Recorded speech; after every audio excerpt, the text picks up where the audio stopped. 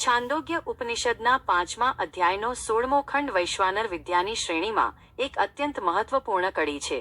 આ ખંડમાં 5મા ઋષિ બુડિલ અશ્વતરાશ્વી અને રાજા અશ્વપતિ વચ્ચેનો ગૂઢ સંવાદ છે. અહીં પરમાત્માના રઈ, સંપત્તિ, જળ સ્વરૂપનું વર્ણન છે. તમારી વિનંતી મુજબ આ ખંડનું અત્યંત વિસ્તૃત, ઊંડાણપૂર્વકનું અને સરળ ગુજરાતીમાં વિશ્લેષણ અહીં પ્રસ્તુત છે. વૈશ્વાનર વિદ્યા, વિરાટના રઈ તરીકે જળ, અધ્યાય 5, ખંડ 16. 1. ભૂમિકા, સત્યની ક્રમિક શોધ. વૈશ્વાનર વિદ્યાનો મૂળ હેતુ એ છે કે સાધક બ્રહ્માંડના વિવિધ તત્વોને અલગ અલગ ન જુએ, પરંતુ તેને એક જ વિરાટ પુરુષના અંગો તરીકે ઓળખે. અત્યાર સુધી આપણે જોયું. 1. આકાશ, દ્યુલોક, વિરાટનું મસ્તક, સુતેજસ. 2. સૂર્ય, આદિત્ય, વિરાટનું ચક્ષુ, વિશ્વરૂપ. 3. વાયુ, વિરાટનો પ્રાણ, પૃથ્વર્તમા. 4. આકાશ, અંતરિક્ષ, વિરાટનું ધડ, બહુલ. હવે 5મા ઋષિ બુડિલ અશ્વતરાશ્વીની વારી છે, જેઓ જળ તત્વને પરમાત્મા માનીને બેઠા છે. 2. રાજા અશ્વપતિનો પ્રશ્ન અને ઋષિનો સ્વીકાર. રાજા અશ્વપતિએ 5મા ઋષિ બુડિલને પૂછ્યું, વૈયાગ્રપદ્ય કમાત્માન મુપાસ્ય ઇતિ. હે વ્યાઘ્રપદના વંશજ બુડિલ, તમે કયા આત્માની ઉપાસના કરો છો? બુડિલ ઋષિએ ઉત્તર આપ્યો, અપ એવ રાજન ભગવ ઇતિ. હે રાજન, હું અપહ, જળને જ આત્મા માનીને તેની ઉપાસના કરું છું. ઋષિ બુડિલ માટે જળ એ જ જીવન હતું. જળ વગર સૃષ્ટિની ઉત્પત્તિ, પાલન કે પોષણ શક્ય નથી. તેથી તેમણે જળને જ સર્વોચ્ચ આત્મા તરીકે સ્વીકારી લીધો હતો. 3. જળ, રઈ, વૈશ્વાનર. રાજા અશ્વપતિએ ઋષિના જ્ઞાનની સરાહના કરી અને જળને વૈશ્વાનરનું રઈ નામનું સ્વરૂપ કહ્યું. રઈ એટલે શું? તાત્વિક ઊંડાણ. વૈદિક સાહિત્યમાં રઈ શબ્દના અનેક અર્થો છે, જે આ વિદ્યાને સમજવા માટે અનિવાર્ય છે. સંપત્તિ અને વૈભવ. રઈ એટલે જે ભોગવવા યોગ્ય છે.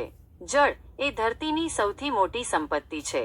અન્ન અને પોષણ. જળમાંથી જ અન્ન પેદા થાય છે, તેથી જળ એ જ પોષક તત્વ રઈ છે. સ્થૂળ પદાર્થ, મેટર. પ્રશ્નોપનિષદમાં પણ પ્રાણ અને રઈની જોડી બતાવી છે. પ્રાણ એ ઉર્જા છે, જ્યારે રઈ એ સ્થૂળ પદાર્થ છે. જળ એ સ્થૂળ સૃષ્ટિનો પાયો છે. રાજા સમજાવે છે કે જ્યારે તમે જળની ઉપાસના કરો છો, ત્યારે તમે હકીકતમાં વિરાટ પુરુષના રઈ સ્વરૂપની પૂજા કરો છો. 4. ઉપાસનાનું ફળ, સમૃદ્ધિ અને તૃપ્તિ. રાજા અશ્વપતિ જણાવે છે કે જળ, રઈની ઉપાસના કરવાને કારણે ઋષિ બુડિલના જીવનમાં આશીર્વાદ વરસે છે.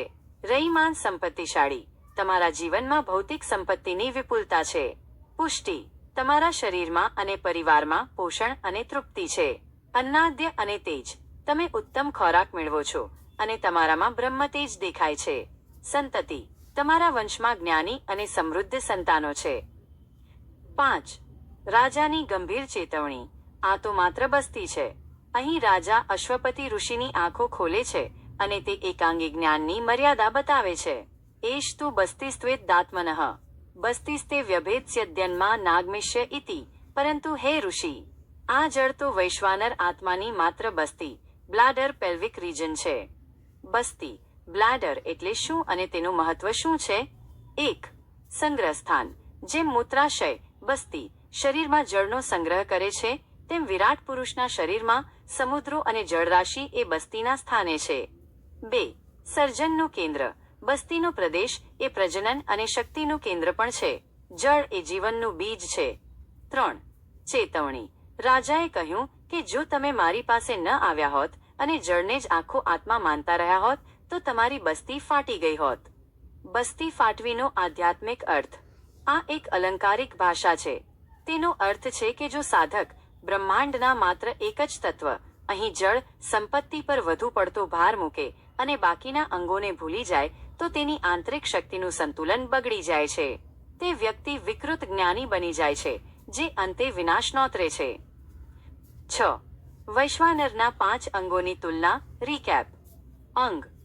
બ્રહ્માંડનું તત્વ. ઋષિ. વૈશ્વાનરનું નામ. મસ્તક. આકાશ, દ્યુલોક, ઔપમન્યવ. સુતેજસ, ચક્ષુ, આંખ. સૂર્ય, સત્યયજ્ઞ. વિશ્વરૂપ. પ્રાણ. વાયુ, ઇન્દ્રદ્યુમ્ન. પૃથક વર્તમાં ધડ શરીર, અંતરિક્ષ, જન બહુલ, બસ્તી ઉદર, જડ બુડિલ, રઈ. 7. જીવનલક્ષી જ્ઞાન, જળ અને જીવનનું સંતુલન. આ ખંડ આપણને બહુ મોટા જીવનપાઠ શીખવે છે. 1. જળ પ્રત્યે કૃતજ્ઞતા. જળ એ માત્ર H2O નથી, પણ પરમાત્માનું રઈ સંપત્તિ સ્વરૂપ છે. જળની જાળવણી એ પરમાત્માની જાળવણી છે. 2. સંગ્રહ અને ત્યાગ. બસ્તી બ્લેડરનું કામ જળને સંગ્રહ કરવાનું અને સમય આવે તેને મુક્ત કરવાનું છે. જીવનમાં પણ સંપત્તિ રઈનો સંગ્રહ એટલો જ થવો જોઈએ જેટલો શરીર માટે જરૂરી હોય, નહીંતર તે ફાટી જાય છે, દુઃખનું કારણ બને છે. 3. સમગ્રતાનો દ્રષ્ટિકોણ. આપણે ઘણીવાર પૈસા રઈને જ સર્વસ્વ માની લઈએ છીએ. ઉપનિષદ કહે છે કે પૈસા તો વિરાટનું માત્ર એક અંગ છે. મન, બુદ્ધિ અને આત્મા વગરની સંપત્તિ એ માથા વગરના ધડ જેવી છે. 8. નિષ્કર્ષ. છાંદોગ્ય ઉપનિષદનો 5.16 ખંડ આપણને પ્રકૃતિના સૌથી જીવનદાયી તત્વ જળ સાથે જોડે છે. તે આપણને વિનમ્ર બનાવે છે કે આપણી અંદર વહેતું જળ અને સમુદ્રનું જળ એ એક જ વિરાટ પુરુષની ચેતના છે. આ જ્ઞાન આપણને સ્થૂળ સંપત્તિમાંથી મુક્ત કરી અનંત બ્રહ્માંડ સાથે એકાકાર કરે છે.